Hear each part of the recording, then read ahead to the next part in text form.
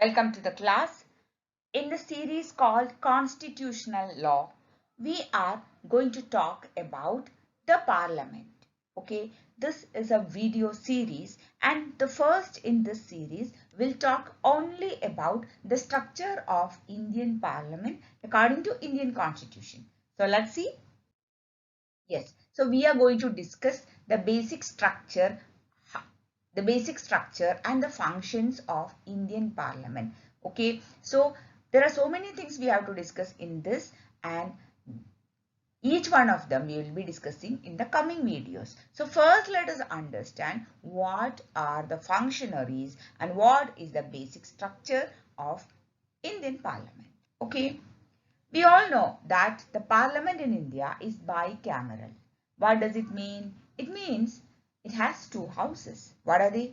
Yes, the first and the most popular is the Lok Sabha, which is otherwise known as House of People, which is the lower house of Indian Parliament.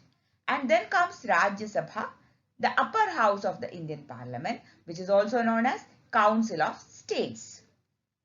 And there is the third element of Indian Parliament, that is the President of India.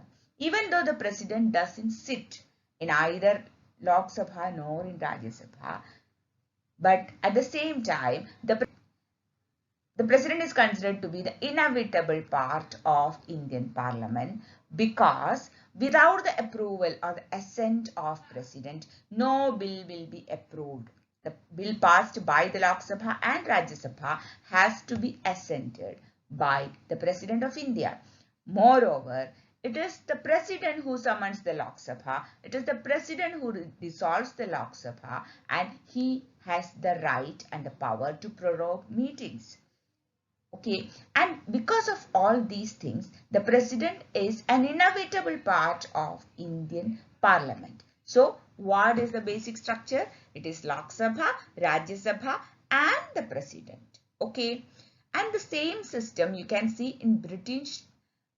You can see the same system in Britain, because after Indian independence, we have followed the British parliamentary system, where the British Crown is considered to be an inevitable part of British Parliament.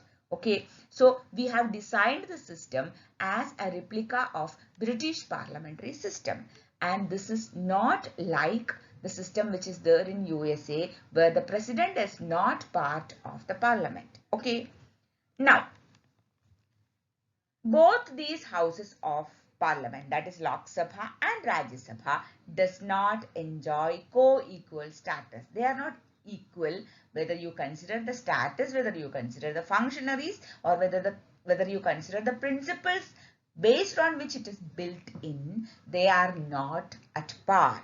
Okay, because they are built based on different principles. Let's see what are they.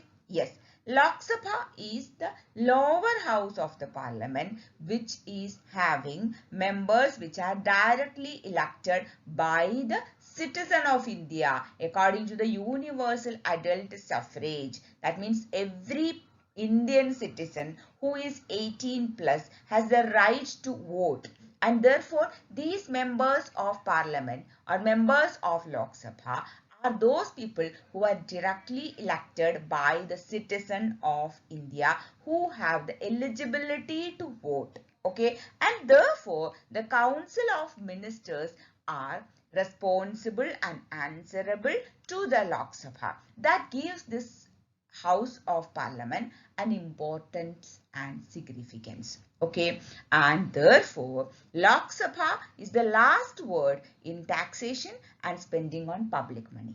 Okay, the reason is very clear. It represents the interest of the public. It is consisting of people's representatives.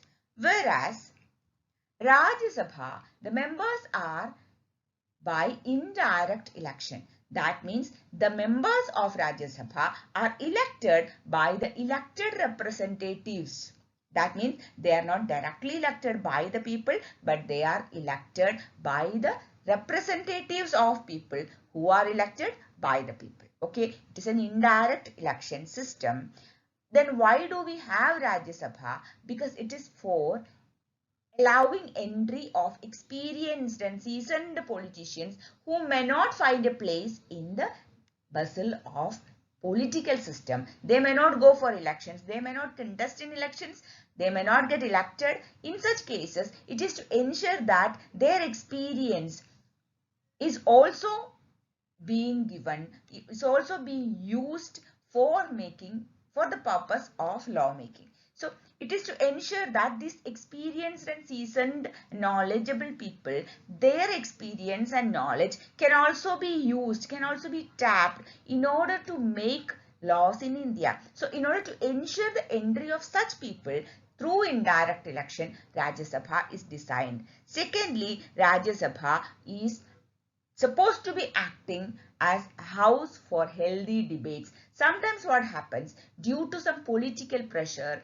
matters which are of popular interest may not find a healthy debate, a forum for healthy debate in Lok Sabha. But at the same time, Rajya Sabha is supposed to act as a house of grown-up and matured people who will discuss and debate matters in a healthy way. And the third point is that Rajya Sabha is designed to represent states and union territories in proportionate interest. That means each state, each union territory is proportionately means proportion to their population is being represented in the Rajya Sabha, and therefore it will protect the federal nature of Indian Parliament. Okay, so it's all about the structure of Indian Parliament. In the coming videos, we will discuss about each of these functions. So till then, if you have any doubts, you need any clarification regarding whatever we have discussed in this video, please make use of my comment box. I'll be really happy to help.